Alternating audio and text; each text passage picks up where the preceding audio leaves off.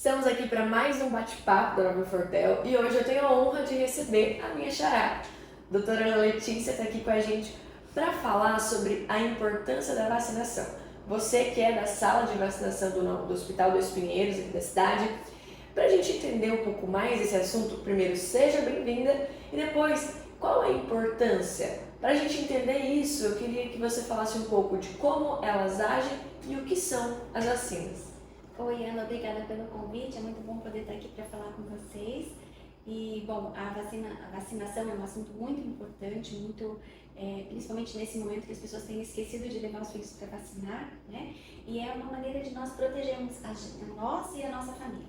Então, o que são vacinas? Vacinas não são medicamentos. É como se você introduzisse um pedacinho daquele organismo que causa doença ou o próprio organismo de uma forma inativada, que ele não possa causar doença naquele momento, mas com que ele estimule o nosso sistema imunológico. Então, o nosso organismo entrando em contato com uma vacina, ele vai começar a produzir anticorpos contra determinados vírus, determinadas bactérias, para preparar o nosso organismo caso ele venha a se deparar com esse micro-organismo no futuro. Entendi. E aí a segunda pergunta, eu acho que vai ser esse gancho, porque existem vacinas para doenças que ainda não são presentes na comunidade. Então, por que eu devo tomar uma vacina se a doença não existe? Ou se eu não tenho ela, né? Então, um grande exemplo e muito importante nesse momento que nós estamos vivendo é a vacina da poliomielite. Então, quando nós falamos de poliomielite, é uma doença que já está erradicada no nosso país. Há muitos anos nós não temos casos de poliomielite. Ela chegou a ser erradicada em vários países do mundo, ficaram acho que 4 ou 5 países em que nós ainda tínhamos a doença por conta de guerras, por dificuldade de nós levarmos a vacina para aquela população. Mas no Brasil a polio já está erradicada. Por que nós precisamos continuar recebendo essa vacina? As nossas crianças precisam continuar recebendo essa vacina, porque se por acaso os nossos anticorpos, com o passar dos anos, com falta de vacinação, os anticorpos vão diminuindo e assim a população vai ficar exposta, suscetível. Se de repente vem um caso exportado, de fora de pólio, a nossa comunidade fica suscetível, pode adquirir aquela doença. Então, mesmo a pólio estando erradicada, para manter nossa defesa contra essa doença em dia, nós precisamos continuar vacinando as nossas crianças. Que legal. E aí, também vai ser uma continuidade, por que a gente inicia a vacinação das crianças tão cedo? E como a mãe e o pai que estão assistindo sabe quais realmente são necessárias? Então, quando o bebezinho está dentro da barriga da mãe, em formação, ele está desenvolvendo o seu sistema imunológico. Quando nós falamos sistema imunológico, para as pessoas que nos assistem, é o nosso sistema de defesa. É como se fossem os nossos soldados, o nosso exército contra as doenças. E a criança dentro da barriga está desenvolvendo esse sistema imunológico. Mas ela não nasce com ele em perfeito funcionamento. A criança até 2 anos e meio, 3 anos, o sistema imunológico está em desenvolvimento e ela é muito mais suscetível a doenças do que crianças maiores. Então, nós precisamos colocar a criança em contato com as vacinas o quanto antes para que o sistema imunológico seja estimulado a produzir anticorpos contra a doença. O sistema acaba sendo fortalecido. Isso. Uma vacina, ela pode fazer o meu bebê ficar doente? Existe essa possibilidade? Não, isso é extremamente raro, Então, efeitos colaterais, eles existem. Então, o que é um efeito colateral? É um efeito indesejado daquela substância, Então, todo medicamento praticamente, tudo tem, né?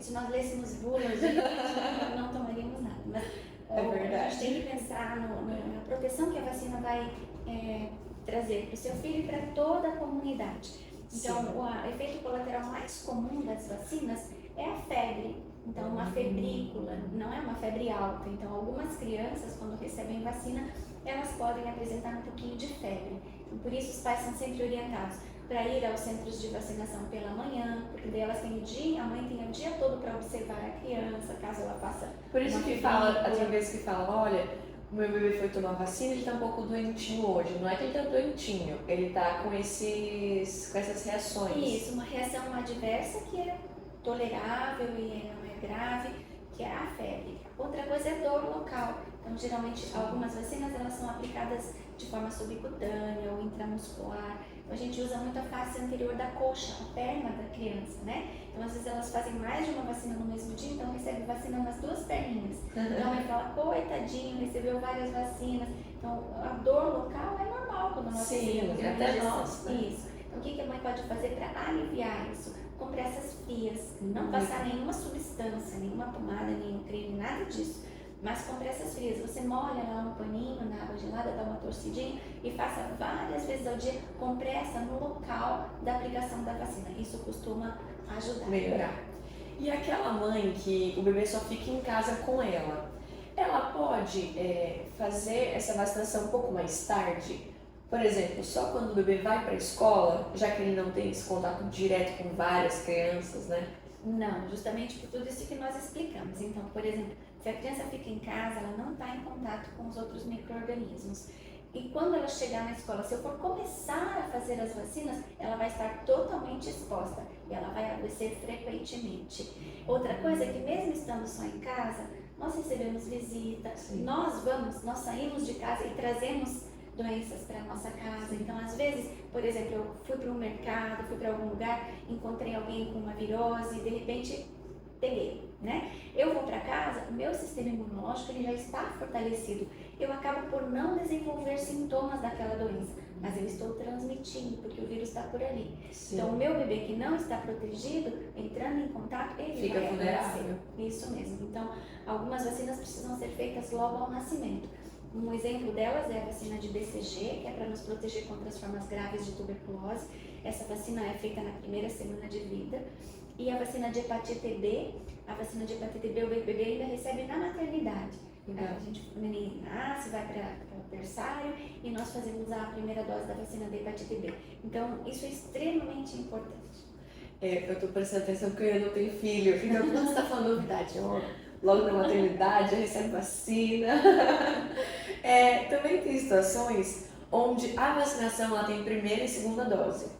Então, quando a mãe ela fez a primeira dose, mas a segunda está atrasada, como que funciona? Ela precisa começar tudo de novo ou não? Não precisa começar tudo de novo. A gente sempre diz que vacina recebida é vacina dada, tá feita. Né? Então, o calendário segue a partir daí. Eu não preciso repetir aquela dose de vacina. A vacina já foi dada. Né? Sim. Então, segue a partir daí. E o que acontece? Essa é uma pergunta muito legal. Quando eu não sei se eu tomei a vacina ou não, porque ainda mais tipo hoje, quando me perguntam, você tem vacina de tal coisa? Você não lembra. Ainda que eu ainda tenha a minha carteirinha, eu guardo ela para saber. Mas é uma carteirinha que já se trocou algumas vezes, então lá não está o histórico inteiro. Como que faz? Importante a gente sempre guardar esse documento. Hoje a gente consegue escanear, fazer cópias digitais. Isso Sim. é muito Tem importante. sabe que uma boa pergunta, tem algum aplicativo já de vacina? Sim, as clínicas têm aplicativos, as próprias clínicas, e você consegue checar a sua carteirinha de vacinas. Legal. Então, é muito importante isso, porque se vamos imaginar um adulto ou um adolescente que tenha perdido a carteira de vacina, se chegar, a gente, quando não tem um comprovante, a gente considera como se a pessoa não fosse imune. Entendi. Então, teria que atualizar, realizando todas as vacinas, entendeu?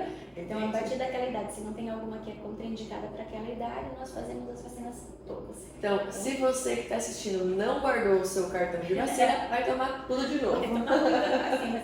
A não ser que você diga, se você tem um comprovante de que teve determinada doença, então daí você não precisa tomar. Por exemplo, sarampo. O sarampo, quando você já teve a doença, ele promove uma imunidade permanente. Então, quem já teve sarampo nunca mais vai ter sarampo novamente. Então, se você tem certeza, tem uma comprovação lá médica que você teve aquela doença, você não vai precisar receber aquela vacina.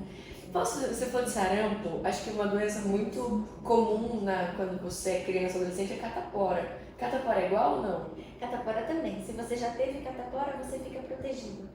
Mas, assim, é importante vacinar sempre as crianças, porque isso é uma coisa importante. Por exemplo, a catapora, as pessoas dizem, é uma doença comum da infância, uma doença Eu tive. benigna, né? Se é que alguma doença pode ser chamada de benigna, mas a gente falava, é a doença benigna da infância.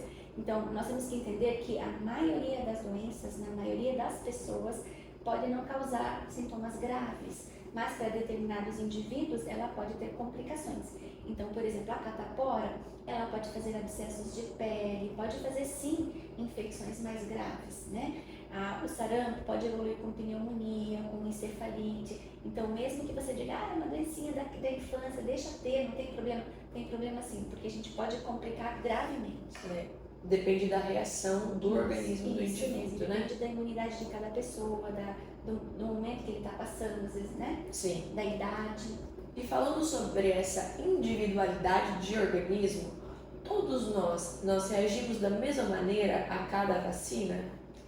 Não necessariamente. Então, o nosso sistema imunológico ele é estimulado e nós vamos produzir anticorpos e essa defesa vai permanecer por algum tempo. Algumas pessoas têm a imunidade não é igual, né? Então, existem as imunodeficiências, algumas situações específicas em que o indivíduo não desenvolve anticorpos contra aquela doença, entende? Então, é muito individual. Às vezes, eu com 1 ou 2 doses já estou imune, aquela pessoa precisa de mais doses do que eu, né? E como é que os médicos fazem para verificar isso? Um dos exemplos são exames sorológicos. Então, eu quero saber se eu já tive sarampo, eu faço lá, eu doso minha defesa contra o sarampo, anticorpo contra o sarampo, e vejo se eu já tenho imunidade ou não. Vamos imaginar um adolescente, né? Não tem, vai começar a faculdade de medicina, eu vejo que ele não tem defesa, fazendo um exame, não tem defesa contra hepatite B, não tem defesa contra sarampo, eu vacino. Entendeu? Melhor coisa assim. Isso, mas não é necessário exame. Se você não tem certeza da sua vacinação, se você não sabe se teve aquela doença, você pode tomar vacina sem problemas, né? Não vai te fazer mal. É isso que eu ia perguntar, eu tomar 2 vezes uma vacina, ela não vai me fazer mal? Não, a maioria delas não. Pode piorar um pouco as reações, como você falou antes? Os efeitos adversos? Não. E também não tem problema. Eu tive sarampo. Você tomar vacina depois vai ter alguma coisa? Não, de forma alguma, não vai te acontecer nada. E uma pergunta, como eu posso ter certeza que as vacinas não causarão algum problema a longo prazo? E tem a possibilidade de causar autismo ou alguns outros problemas no sistema nervoso? Não, como a gente já falou de efeitos adversos. E a gente viu isso na pandemia agora, sobre o efeito a longo prazo, né?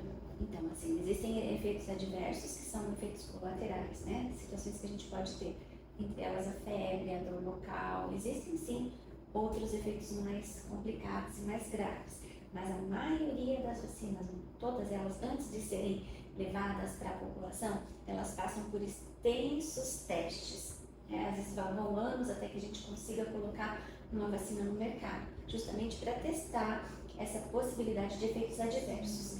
Além disso, hoje em dia nós temos muitas tecnologias, né? Então hoje existem vacinas muito bem elaboradas, com uma tecnologia muito avançada, justamente para que elas não causem problemas. Existiu sim, por algum tempo, um boato, mas é um boato, de que as vacinas causassem autismo ou que as vacinas continham substâncias que pudessem causar autismo, e isso já foi erradicado. Já sabemos que isso não é verdade, são as fake news de hoje, né? Então isso não acontece. E situações como essa são muito ruins para a população, porque quando a gente deixa a população com muito medo, ela deixa de vacinar. Deixa de vacinar a população, né? Isso. Então, as vacinas não causam autismo, isso já está comprovado. Isso é muito importante. A gente não está falando aqui tão cientificamente, mas a gente pode mostrar, já existem artigos comprovando isso, de que vacinas não causam doenças, né? Foi uma situação. Doutora, e quando eu preciso tomar várias vacinas no mesmo dia, isso sobrecarrega o meu sistema imunológico? Faz mal de alguma maneira? Não faz mal. Tanto é que a gente sempre diz assim, vamos imaginar que chega uma criança lá na clínica com a carteirinha toda atrasada, né? E eu sei que essa mãe não vai voltar depois, que ela não cuida bem, então vacinar tudo Se de já está atrasado, já é um alerta. Vacinar tudo, fazer tudo possível, ele já seria o melhor que você faz por aquela criança. Inclusive, existem muitas vezes a criança vai numa clínica ou vai num postinho e a vacinadora fala assim, não vamos vacinar hoje porque está resfriadinho, não vamos vacinar hoje porque está com o nariz escorrendo. Isso não é contraindicação verdadeira para a vacina.